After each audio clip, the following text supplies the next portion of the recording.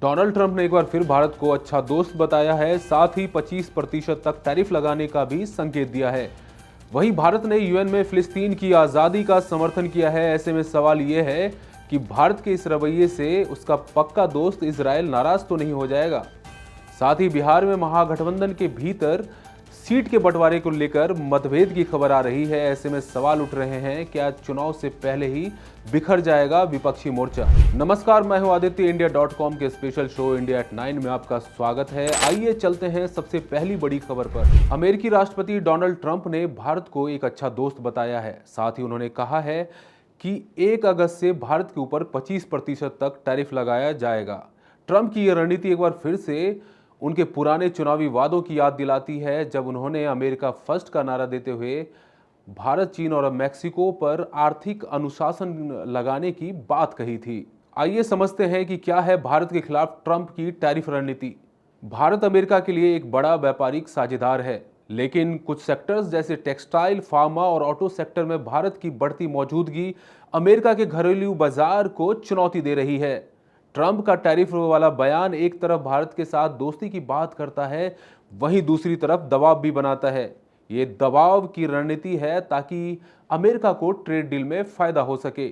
ऐसे में सवाल उठ रहे हैं कि ट्रंप का ये दोस्ताना हाथ कहीं छिपा हुआ शिकंजा तो नहीं। इसकी हकीकत तो वक्त ही बता पाएगा, लेकिन भारत को इस दबाव की राजनीति से उबरने के लिए कूटनीतिक तौर पर तैयारी करनी होगी। आइए चलते हैं दूसरी बड़ी खबर पर। इजरायल और हमास के बीच युद्ध लंबे वक्त से चला आ रहा है। इसे रोकने और अस्थायी समाधान निकालने के लिए यूएन ने एक हाई लेवल की कॉन्फ्रेंस बुलाई थी। इस कॉन्फ्रेंस में दुनिया के ज्यादातर देशों ने हिस्सा लिया। इस सम्मेलन के दौरान दशकों से चली आ रही इस समस्या पर अलग अलग देशों ने अपना रुख साफ किया। भारत ने भी इस कॉन्फ्रेंस में हिस्सा लिया और इजरायल फिलिस्तीनी विवाद को सुलझाने के लिए 2 स्टेट सॉल्यूशन पर अपना समर्थन दोहराया।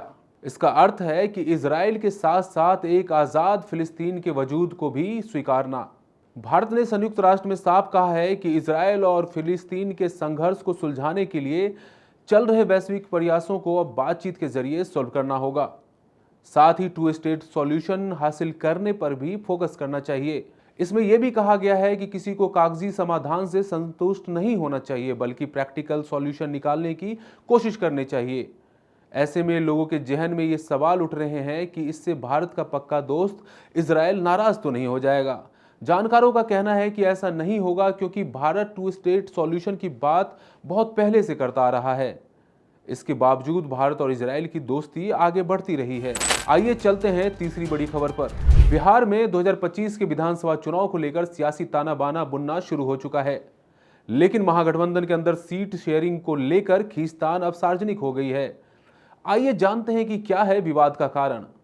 राजद सबसे बड़ी पार्टी होने के नाते ज्यादा सीटें चाहती है, वहीं कांग्रेस और सीपीआई-एमएल जैसे उसके जो घटक दल हैं वो भी अपनी सम्मानजनक हिस्सेदारी की मांग कर रहे हैं।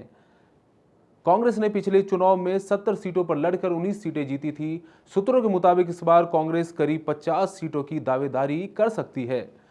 वहीं सीपीआई-एमएल ने बताया कि पार्टी ने 24 सीटों की सूची तेजस्वी यादव को सौंप दी है। ये वही महागठबंधन है जिसने 2020 में बीजेपी जेडीयू को कड़ी टक्कर दी थी, लेकिन अगर आपसी सामंजस्य नहीं बना तो विपक्षी वोट बढ़ सकते हैं। कई छोटे दलों का मानना है कि राजद बड़े भाई की भूमिका में सब कुछ थोप रहा है।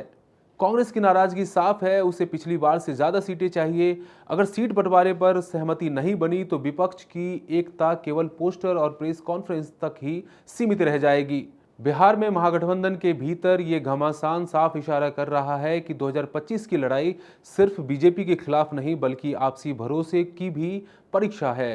तो ये थी इंडिया एट 9 में आज की 3 बड़ी खबरें। ऐसी खबरों के लिए India.com के साथ बने रहिए। शुक्रिया।